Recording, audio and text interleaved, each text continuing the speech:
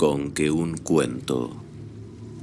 Los hombres muertos no contamos historias, y tampoco hablamos de las bestias con las que compartimos la eterna morada bajo las olas. A no ser que los vivos deseen seguirnos. Es su decisión. Para aquellos que han elegido quedarse, les contaré sobre lo que pasó a un barco en un mar lleno de niebla como este. Esta historia se llama Los demonios del mar, por William Hope Hodgson.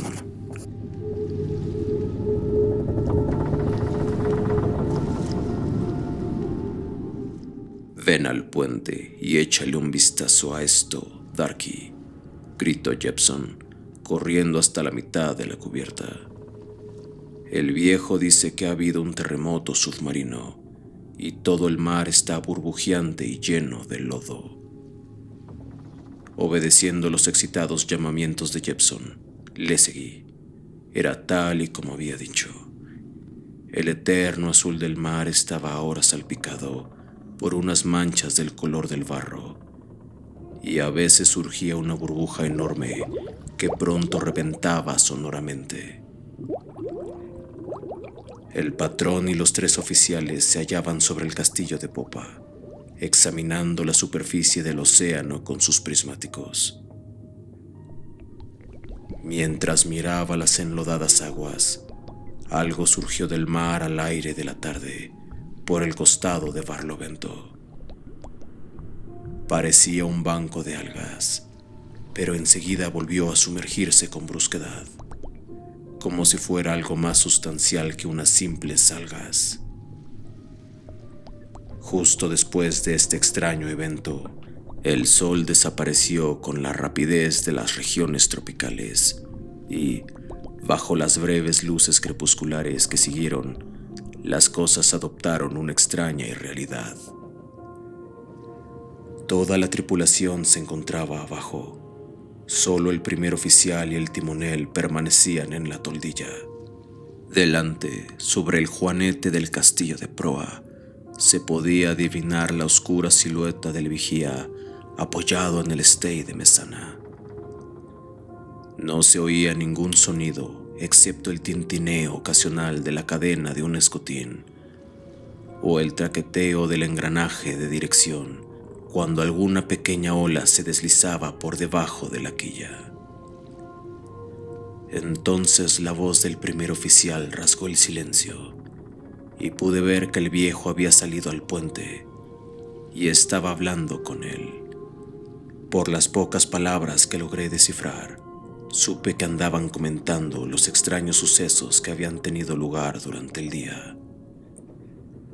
Un poco después del crepúsculo, el viento, que había soplado con fuerza, cesó por completo, y la temperatura del aire se hizo demasiado calurosa. Nada más tocar las 2 campanadas, el primer oficial me hizo llamar y me ordenó que llenara un cubo con agua del mar y que se lo llevara luego. Hice lo que me pedía y luego metió un termómetro dentro del cubo. Justo lo que pensaba, musitó, sacando el instrumento del recipiente y mostrándoselo al capitán. 38 grados. Casi podemos hacer el té con el agua del mar. Espero que no siga calentándose, gruñó un poco más tarde, o vamos a cocernos vivos. A una señal del primer oficial, vacié el cubo y lo dejé en su lugar habitual, volviendo luego a ocupar mi puesto sobre la barandilla. El viejo y el primero caminaron de un costado a otro de la toldilla. El aire se fue calentando según pasaban las horas, y tras un largo periodo de silencio, solamente roto por los ocasionales burbujeos del gas al reventar, la luna se irguió en el cielo. Sin embargo, su luz resultaba enfermiza, ya que una densa neblina había empezado a surgir del mar, y los rayos de la luna apenas podían atravesarla. Decidimos que la bruma era debida al excesivo calentamiento del agua del mar. Se trataba de una niebla muy húmeda, y pronto quedamos completamente empapados. La interminable noche fue transcurriendo con lentitud, y el sol surgió por el horizonte. Un sol tenue y fantasmal, que apenas se dejaba ver entre la neblina acumulada alrededor del barco. Medimos la temperatura del agua de tanto en tanto, aunque ésta apenas había experimentado una leve subida. No se pudo llevar a cabo ninguna tarea, y la sensación de que algo inminente estaba a punto de acontecer invadía a todos los del barco.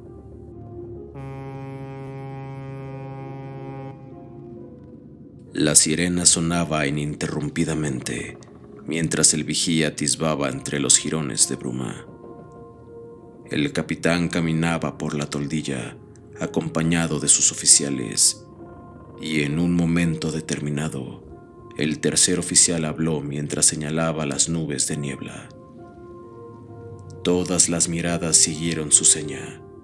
Vimos lo que parecía ser una especie de línea negra que atravesaba la pálida blancura de los vapores.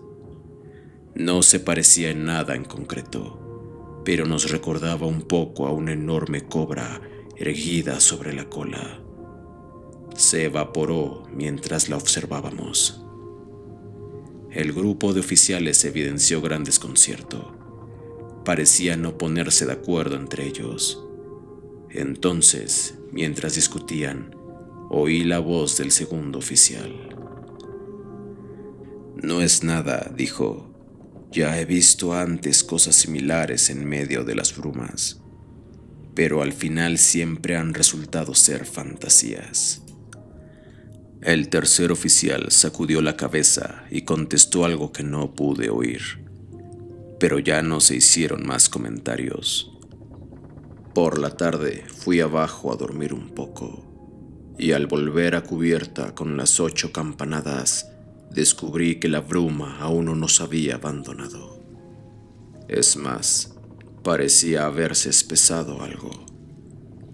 Hansard, que había estado tomando la temperatura del agua mientras yo me encontraba abajo, me comunicó que ésta había subido 3 grados y que el viejo estaba de un humor raro. Cuando dieron las 3 campanadas, me dirigí a la proa para echar un vistazo por encima de las amuras y charlar un poco con Stevenson, que estaba de vigía. Cuando llegué al extremo del castillo de proa, me incliné sobre la baranda y eché un vistazo a las aguas. Stevenson se aproximó, quedándose a mi lado. «Qué raro es todo esto», refunfuñó. Luego permaneció en silencio durante un rato. Ambos parecíamos hipnotizados por la reluciente superficie del mar.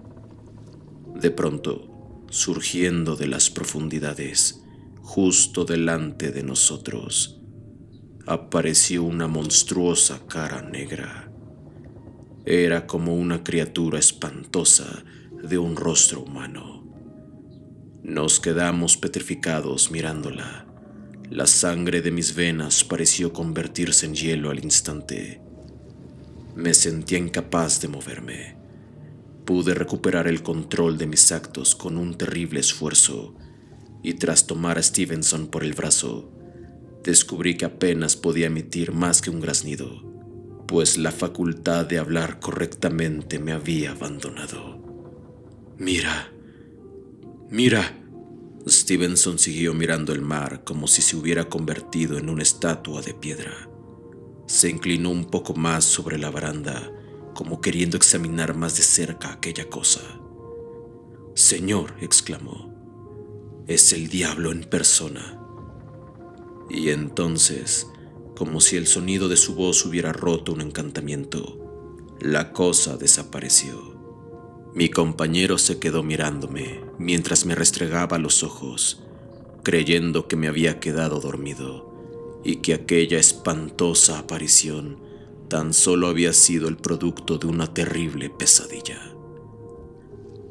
Pero me bastó una simple mirada a mi compañero para quitarme de la cabeza ese pensamiento. En su rostro se dibujaba un tremendo desconcierto. «Será mejor que vayas a popa y se lo digas al viejo», balbuceó. Asentí y lo dejé en el castillo de proa mientras me dirigí hacia la popa como en una especie de trance. El patrón y el primer oficial se hallaban en el saltillo de la toldilla. Subí corriendo la escalera y les dije lo que había visto.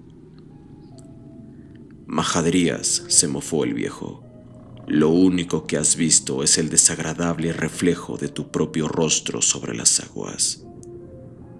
Sin embargo, a pesar de arriesgarse a hacer el ridículo, me interrogó más detenidamente. Por fin, ordenó al primer oficial que fuera a comprobar si podía ver algo. Regresó al poco y le comunicó al viejo que no había nada extraño. Sonaron las 4 campanadas y nos relevaron para tomar el té. Cuando volví a la cubierta, descubrí que los hombres se arracimaban sobre la proa. Estaban hablando de la cosa que habíamos visto Stevenson y yo. «Supongo, Darky, que no se trataría de un reflejo, ¿verdad?», me preguntó uno de los marineros más viejos. «Pregúntale a Stevenson», le respondí mientras seguía mi camino hacia popa. Con el tañido de las 8 campanadas, volví a mi turno de guardia en cubierta y descubrí que no había ocurrido ninguna cosa digna de mención. Pero, casi 1 hora antes de la medianoche, al primer oficial le entraron ganas de fumar y me mandó que fuera a su camarote para traerle una caja de cerillas. Apenas me llevó 1 minuto descender por la escalerilla cubierta de latón, regresar a popa y entregarle el deseado artículo. Abrió la caja, tomó un fósforo y lo prendió en la suela de la bota. Pero mientras lo hacía, un grito apagado se elevó en medio de la noche. Luego se escuchó un clamor ronco, como los rebuznos de un asno, pero considerablemente más profundos y que portaban una terrible nota de humanidad. «Buen Dios, ¿has oído eso, Darky?», preguntó el primer oficial sobrecogido. «Sí, señor», le contesté, casi sin atender a lo que me decía, pues estaba escuchando atentamente por si se repetían aquellos extraños sonidos. De repente, el terrible mugido volvió a oírse claramente. La pipa del primer oficial cayó sobre la cubierta con un golpe sordo. «Corre a la proa», gritó. «Deprisa, dime si puedes ver algo». Corrí a toda velocidad, con el corazón latiendo desaforadamente en mi garganta. Todos los hombres del turno de guardia se encontraban sobre el castillo de proa, arremolinados alrededor del vigía. Hablaban y gesticulaban como locos, pero enseguida se callaron y me lanzaron miradas interrogantes mientras me abría paso entre ellos. «¿Han visto algo?», grité. Pero antes de que pudiera recibir cualquier respuesta, el terrible mugido volvió a estallar en medio de la nada, profanando la noche con un coro infernal. A pesar de la bruma que nos envolvía, parecía provenir de un sitio muy concreto. Y, sin duda, sonaba más cerca. Me demoré un rato para asegurarme de su procedencia y después volví corriendo hacia la popa a dar parte al primer oficial. Le dije que no habíamos podido ver nada, pero que el sonido venía directamente de delante. Nada más oír esto, ordenó al timonel que virara un par de grados. Al rato, un grito escalofriante se elevó en medio de la noche, seguido al instante por aquella especie de rebuznos. «Está muy cerca por la proa, hacia el costado de estribor», exclamó el primer oficial, mientras le indicaba al timonel que virara un poco más. Luego llamó a la guardia y corrió hacia proa, aflojando a su paso las brazas de sotavento. Una vez reorientadas las vergas con respecto a la nueva derrota, regresó a popa y se inclinó sobre el pasamanos escuchando con atención. Los minutos parecían horas y el silencio permaneció inalterable. De repente, los sonidos retornaron y estaban tan cerca que casi parecían provenir de a bordo. Esta vez observé una extraña nota retumbante que se mezclaba con los rebuznos. Luego hubo un siseo jadeante, similar al que producen los asmáticos al respirar. La luna seguía brillando lánguidamente entre los vapores, aunque me dio la sensación de que era un poco menos espesa. El primer oficial me agarró del hombro cuando los ruidos volvieron a elevarse y desaparecer de nuevo. Ahora parecían provenir de un sitio concreto, por el costado del barco. Todos los ojos en cubierta intentaban horadar la niebla sin resultado. De pronto, uno de los hombres gritó que una cosa larga y oscura se había deslizado hacia popa entre la bruma. De ella se elevaban 4 torres difusas y fantasmagóricas que parecían ser mástiles, cuerdas y velas. «Un barco, es un barco», gritamos excitados. Me volví hacia el señor Grey. También él había visto algo. Y ahora miraba la estela que se dibujaba por la popa. La visión del extraño objeto había resultado tan fugaz, fantasmagórica e irreal, que no estábamos seguros de haber avistado una nave material. Y pensamos que lo que en realidad habíamos contemplado era algún buque fantasma, como el holandés errante. Las velas chasquearon de repente. Los puños metálicos de las escotas percutieron sobre las reglas con un golpe sordo. El primer oficial levantó la vista a la arboladura. «El viento está disminuyendo», gruñó enfadado. «A este paso jamás saldremos de este lugar infernal». El viento desapareció poco a poco y pronto nos encontramos en medio de una calma chicha. Ningún sonido quebraba aquel silencio mortal, excepto el tamborileo continuo de los tomadores de los rizos al vibrar suavemente sobre las olas. Las horas pasaron, la guardia fue relevada y yo bajé a descansar un poco. Volvieron a llamarnos con las 7 campanadas y, mientras iba por la cubierta en dirección a la cocina, observé que la niebla era menos espesa y el calor más llevadero.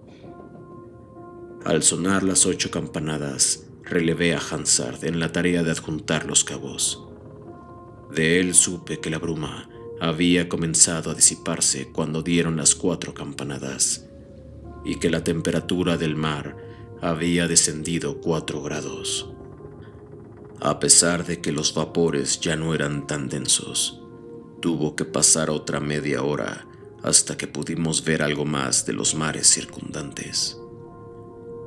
Aún había restos oscuros diseminados por la superficie del agua, pero el burbujeo había cesado.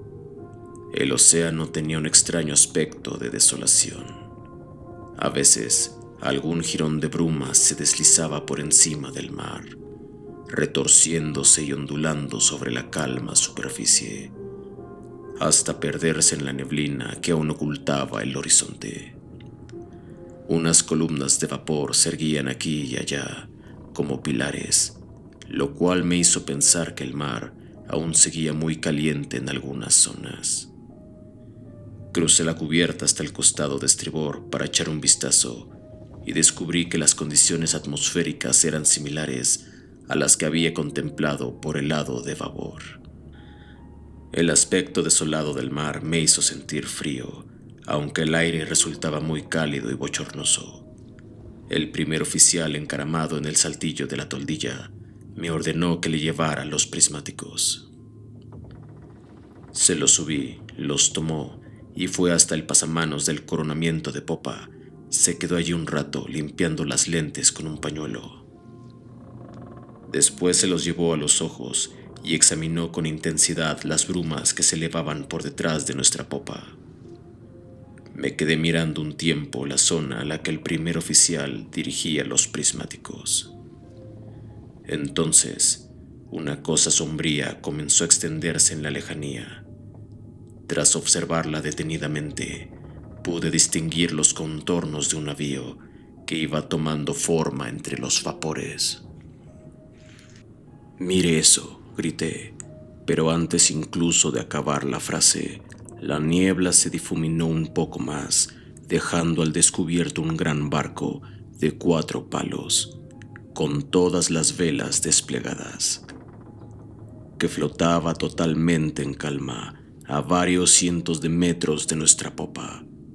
Y entonces, como el telón que se abre para luego volver a caer enseguida, la niebla se cerró una vez más, ocultando de la vista aquella extraña embarcación.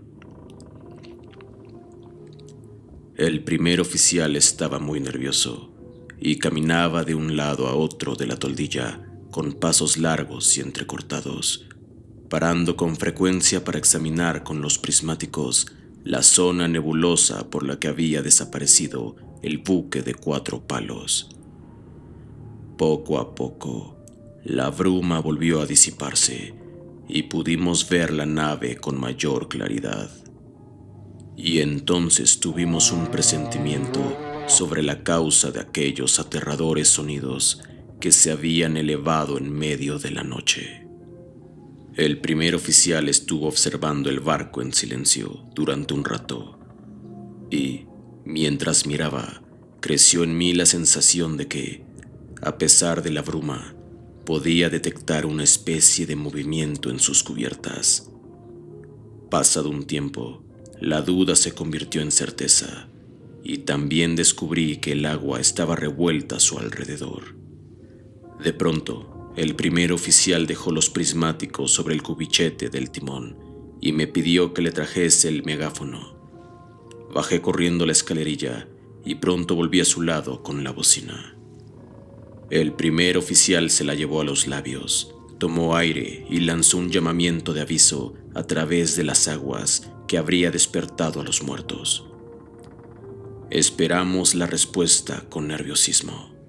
Al rato, del barco surgió un gruñido hueco y profundo que cada vez se fue haciendo más fuerte, hasta que nos dimos cuenta de estar escuchando los mismos rebuznos de la noche anterior. El primer oficial se quedó aterrorizado ante la contestación que había obtenido su llamada. Con voz apenas más fuerte que un leve susurro, me pidió que avisara al viejo. Atraídos por los gritos del oficial y por la sobrenatural respuesta, los hombres del turno de guardia se habían ido acercando a la popa y ahora estaban agrupados alrededor del palo de mesana para poder observar mejor los acontecimientos. Tras llamar al capitán, regresé a popa y vi que el segundo y el tercer oficial estaban hablando con el primero. Todos se afanaban examinando a nuestro consorte, que estaba medio oculto entre los vapores, e intentaban buscar una explicación a los fenómenos que se habían desarrollado durante las últimas horas. El capitán apareció al rato, llevando su telescopio en las manos. El primer oficial le hizo una breve reseña de todo lo sucedido y le entregó el megáfono. El viejo me dio el telescopio para que se lo sujetara y llamó a la sombría embarcación. Todos nos quedamos sin respiración cuando volvimos a escuchar aquella terrible algarabía que se elevaba en el aire tranquilo de la madrugada, como respuesta a las llamadas del capitán. Este bajó el megáfono y se quedó petrificado por una expresión de espanto y sorpresa en el rostro. «Por Dios», exclamó, «qué infame coro». Entonces el tercer oficial, que había estado examinando el barco con sus prismáticos, rompió el silencio. «Miren», espetó, «el viento comienza a soplar de popa». Ante aquellas palabras, el capitán levantó la vista a la arboladura y luego todos nos pusimos a mirar cómo la superficie del mar comenzaba a rizarse.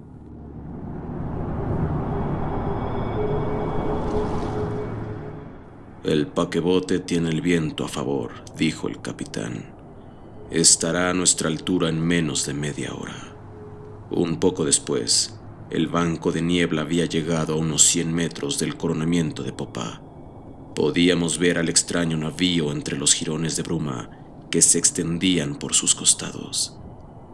El viento volvió a caer tras una breve ráfaga, pero nosotros seguíamos mirando fascinados y descubrimos que el agua comenzaba a agitarse de nuevo hacia la popa de nuestro extraño consorte.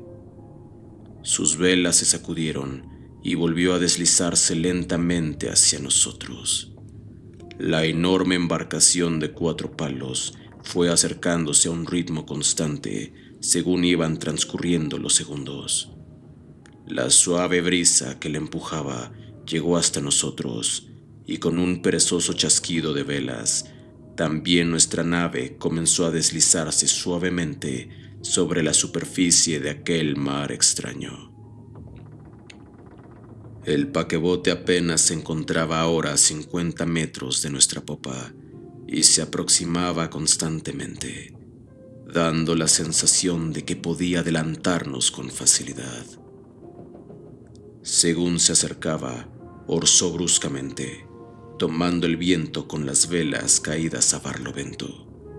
Miré hacia el coronamiento de popa de la embarcación, intentando descubrir la figura del timonel. Pero la niebla se arremolinaba más allá de la cubierta principal, haciendo que los contornos del otro lado resultaran borrosos. Volvió a ceñirse el viento con un rechinar de cadenas sobre sus vergas de hierro. Nosotros, mientras tanto, habíamos comenzado a deslizarnos con mayor velocidad, pero estaba claro que la otra embarcación era más marinera, pues enseguida estuvo a tiro de piedra de nuestra posición. El viento refrescó rápidamente y la niebla comenzó a disiparse, de manera que pronto pudimos ver con claridad sus mástiles y jarcias. El patrón y los oficiales la observaban atentamente, cuando, casi al mismo tiempo, todos lanzamos una exclamación de espanto. «¡Dios mío!». Y nuestros miedos estaban totalmente justificados, pues arracimados sobre las cubiertas del buque se hallaban los seres más espantosos que jamás he visto. A pesar de su apariencia extraña y sobrenatural, tenían algo que me resultaba vagamente familiar. Entonces supe que el rostro que Stevenson y yo habíamos visto la noche anterior pertenecía a uno de aquellos seres. Sus cuerpos tenían cierta similitud con los de una foca, aunque resultaban de una blancura cadavérica. El extremo inferior de aquellas entidades finalizaba en una especie de cola curvada sobre la que parecían ser capaces de mantenerse erguidas.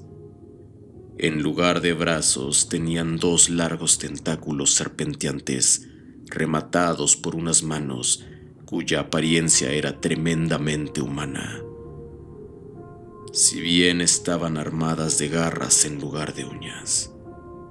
En verdad, el aspecto de aquellas parodias de seres humanos resultaba espantoso. Tanto los rostros como las extremidades delanteras eran de color negro, y sus facciones resultaban repulsivas y grotescamente humanoides. La mandíbula inferior se cerraba por encima de la superior, como las fauces de un pulpo. He visto nativos de determinadas tribus que tienen rostros extraordinariamente similares, pero ninguno de ellos podría haberme hecho sentir el espanto y la repugnancia que me transmitían aquellas criaturas de aspecto bestial. ¡Qué seres más diabólicos!, estalló el capitán con asco. Tras pronunciar estas palabras, se volvió hacia sus oficiales, y mientras lo hacía, vi que la expresión de sus rostros mostraba a las claras que todos intuían el significado de la presencia de aquellas diabólicas bestias. Sí, como sin duda era el caso. Aquellas criaturas habían abordado la nave y destruido a su tripulación. ¿Qué les impediría hacer lo mismo con nuestra propia embarcación? Éramos menos y nuestro navío considerablemente más pequeño. Cuanto más pensaba en ello, menos me gustaba el cariz de los acontecimientos. Pudimos ver el nombre del barco grabado en uno de los costados de la proa: Scottish Heath, el mismo nombre que aparecía en los botes salvavidas y entre corchetes la ciudad de Glasgow, lo cual quería decir que procedía de aquel puerto. Resultaba una extraordinaria coincidencia que tuviera todas las velas desplegadas y las vergas convenientemente orientadas, de manera que, como ya lo habíamos comprobado, antes y ahora, empujada por la suave brisa, podía navegar a nuestro lado, a pesar de que no hubiera nadie a la rueda del timón. Pero parecía gobernarse a sí misma y, aunque a veces daba violentos bandazos, jamás dejó de deslizarse hacia adelante. Mientras la observamos, vimos una sucesión de movimientos bruscos en las cubiertas, y varios de aquellos seres se zambulleron en el agua. «Miren, nos han descubierto. Vienen a por nosotros», gritó el primer oficial. Y era completamente cierto. Un enjambre diabólico se zambullía en el mar, ayudándose de sus largos tentáculos. Se acercaban cientos de bestias brutales que nadaban en hordas hacia nosotros. El barco se deslizaba a 3 nudos de velocidad. De otra manera, nos habrían alcanzado en pocos minutos. Pero las criaturas no se desanimaban y poco a poco iban ganándonos terreno. Los largos tentáculos que hacían las veces de extremidades superiores surgían del agua a centenares, y las bestias más cercanas apenas estaban ya a varios metros del barco. Entonces el viejo reaccionó y gritó a los oficiales que trajeran la media docena de alfanjes que componían el arsenal del barco. Luego, volviéndose hacia mí, me ordenó que bajara a su camarote y le trajera los 2 revólveres que guardaba en el cajón de arriba de su mesa. Cuando volví con las armas, las cargó y le tendió una al primer oficial. Mientras tanto, nuestros perseguidores seguían aproximándose, y pronto media docena de aquellas criaturas se situaron justo debajo de nosotros. El capitán se inclinó en el acto sobre la barandilla y vació el cargador de la pistola sobre ellos, aunque sin ningún resultado aparente.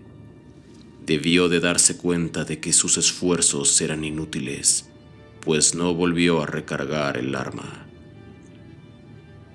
Por entonces, varias docenas más de aquellas bestias nos habían alcanzado. Sus tentáculos irguieron en el aire, haciéndose a la barandilla. El tercer oficial se puso a gritar y vi que era rápidamente arrastrado hacia el pasamanos por un tentáculo que le rodeaba el torso. El segundo oficial tomó uno de los alfanjes y se puso a dar tajos a la extremidad. Un chorro de sangre salpicó el rostro del tercer oficial, que cayó sobre la cubierta. Surgieron más tentáculos que se agitaban en el aire, pero ahora parecían encontrarse a varios metros de distancia de nuestra popa. El agua empezó a aclararse rápidamente entre nosotros y las criaturas que nos perseguían, y todos lanzamos un grito de júbilo. Pronto supimos el motivo. Se había levantado una fuerte brisa que nos empujaba hacia adelante y que había sorprendido mal dispuesto al Scottish Heath, haciendo que nuestra nave progresara y la otra no, de manera que pronto dejamos atrás aquella embarcación repleta de monstruos. El tercer oficial se puso en pie aturdido, y mientras lo hacía, algo cayó golpeando la cubierta. Me agaché y tomé aquella cosa, que resultó ser el trozo de tentáculo que había cortado el segundo oficial. Lo arrojé al mar con una mueca de repugnancia, pues no quería conservar ningún recuerdo de aquella terrible experiencia. 3 semanas más tarde, arribamos al puerto de San Francisco. Allí el capitán hizo un parte detallado de todo lo sucedido y se lo entregó a las autoridades, que mandaron una lancha cañonera para investigar. La embarcación regresó al puerto 6 semanas después, informándonos de que no había podido encontrar ningún rastro del buque, ni de las espantosas criaturas que se habían apoderado de él. Y desde entonces, que yo sepa, jamás se ha vuelto a hablar del Scottish Heath, barco de 4 palos que fue avistado por última vez en posesión de unas bestias que podían ser descritas como demonios del mar.